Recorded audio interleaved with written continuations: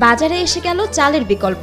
আর কেবল ধান থেকে নয়, বাঁশ থেকেও এখন তৈরি হচ্ছে চাল। সেই চাল থেকে রান্না হচ্ছে ভাত, পায়েস সহ নানান খাবার। ধানের চাউলের থেকে বাঁশের ফুলের চাউলটা যে আমরা তৈরি করছি, পায়েস রান্না করে দেখলাম, খুবই সুস্বাদু। ধানের যেরকম চাল হয় সেরকম বাঁশ থেকে এরকমই চাল হচ্ছে।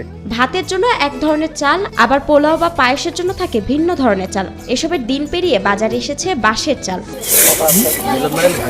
বাঁশবাগানে ধানের মতো থোকায় থোকায় ঝুলছে ফুল, বাঁশের কঞ্চির মাথায় মাথায় ঝুলছে এসব ফুল। শুধু তাই নয়, কেটে ফেলা বাঁশ থেকেও বেরিয়ে আসছে ধান। সেই ফুল সংগ্রহ করে বানানো হচ্ছে এ চাল। এগুলো মূলত বয়সী বাঁশের ফুল থেকে পাওয়া দানা। ভাত রান্না করে খাচ্ছি, আবার রুটি করে খাচ্ছি, খুব ভালো লাগতেছে। আমার জন্মের পর থেকে আমি শুনি নাই যে কখনো বাঁশ থেকে কখনো চাল আমরা পাবো, সেই চাল খাইতে পারবো। কিন্তু এবারে প্রথম শুনলাম যে বাঁশ থেকে চাল হওয়ার পর সেই চাল খাওয়া যাচ্ছে। আমরা পায়েস খাওয়ার পর অনেক মজা পাচ্ছি। আম জাম পাড়ার মতো করে লাঠি দিয়ে বাড়ি দিয়ে গাছ থেকে নেওয়া হচ্ছে ধান। ঝুম বৃষ্টির মতো করে সেই ধান পড়ছে মাটিতে। উচ্চতা কম হলে মেহেদি পাতার মতো করে হাতেই সংগ্রহ করে নেওয়া যায় এই বিশেষ ধান। মাটিতে পড়া এ ধান সংগ্রহের জন্য গামলা হাতে অধীর আগ্রহে দাঁড়ান বাড়ির ছোট বড় সকলে। মাটিতে পড়া চাল ঝাড়ু দিয়ে একসাথে করে তুলে নেওয়া হয় পাত্রে।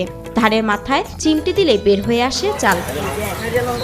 দিনাজপুর জেলার ফুলবাড়ী উপজেলার এলুয়ারি ইউনিয়নের পাকাপান গ্রামের সাঞ্জু রায়, তার বাঁশবাগান থেকে আসছে এ চাল। আমার নাম সাঞ্জু রায়। বেড়ে বাঁশ থাকে চাউলটা সংগ্রহ করছে, ধানটা আর কি। বাড়ির পাশের বাঁশঝাড় থেকে বীজ সংগ্রহ করে কুলায় ভালো করে ছেড়ে নিতে হয়। পরে তা নিয়ে যাওয়া হয় পুকুর পাড়ে। পানিতে ভালো করে ধুয়ে পরিষ্কার করে নিতে হয় কাদামাটি। এরপর তা রোদে শুকিয়ে নেওয়া হয়। এরপর সেগুলো শুকিয়ে গেলে ধানের মতোই মিলে ভাঙিয়ে আনেন কৃষক। বাড়িতে নিয়ে যা আমার মা এটা ধারতো আর কি, কুলায় ধারার পর সে আবার এটা আমি পানিতে আর কি ধুই পুকুরে। ধোয়ার পর সেটা রোদে শুকিয়ে দিয়ে আর কি, নাড়িয়ে দিই। দেওয়ার পর সেই ধানটা শুকানোর পর আমি মেলে ছাড়তে নিয়ে যাই, কুটতে নিয়ে যাই। নেওয়ার পর সেই চালটা আর কি বাগানো হয়। সেই চাল দিয়ে আমি মনে করো যে জীবন যাপন করতেছি আর কি।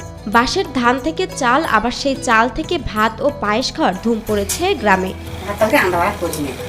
শুনলাম যে আমার কাকু নাকি চাল উৎপাদন করতেছে বাঁশ থেকে। এটা শোনার পর তো আমি অবাক হয়ে গেছি যে বাঁশ থেকে কিরকম চাল উৎপাদন হয়। বাঁশের চালের চাহিদাও বেড়েছে পাড়া প্রতিবেশীদের মধ্যে। 40 টাকা দরে এ চাল বিক্রি করছেন তিনি। এতে লাভ কম হলেও সংসার চালাতে পারছেন সাঞ্জু। আমার অভাব সংসার দিন আনে দিন খাওয়া, এগুলো বিক্রি করার পর সংসার আমার মোটামুটি ভালো চলতেছে আর কি। মানুষের চাহিদা কঠিন, আমি চাউল দিতে পারতেছি না। 40 টাকা কেজি বিক্রি করতেছি, চাউল দিতে পারতেছি না। চাউল শেষ হয়ে গেছে, আবার আমি সংগ্রহ করতেছি।